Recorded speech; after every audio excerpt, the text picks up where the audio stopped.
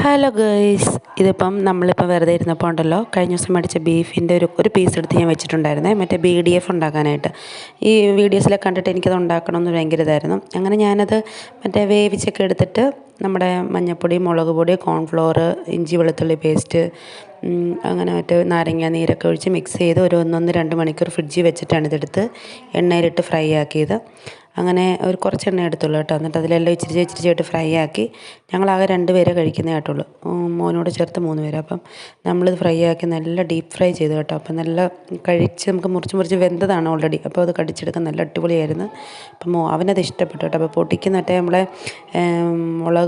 വറ്റൽമുളക് ഇങ്ങനെ പൊടിച്ചത് ചേർത്തിട്ടുള്ളതുകൊണ്ട് ചെറിയ എരിവ് മുന്നിലുണ്ടായിരുന്നു. അപ്പം അവനത് എരിവുണ്ടെങ്കിലും അവൻ നല്ലപോലെ കഴിച്ചു. അപ്പോൾ എനിക്ക് ഇഷ്ടപ്പെട്ടു പേഴ്സണലായിട്ട്. ഞാൻ ആദ്യമായിട്ടാണ് അത് ഉണ്ടാക്കി കഴിക്കുന്നത്. അപ്പം നിങ്ങൾക്കൊക്കെ ഇത് എത്ര പേർക്ക് ഇഷ്ടമുണ്ടെന്നൊന്ന് ജസ്റ്റ് കമൻറ്റ് ചെയ്യുക കേട്ടോ.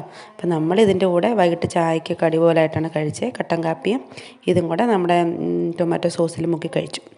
അപ്പം ഓക്കെ, ബൈ.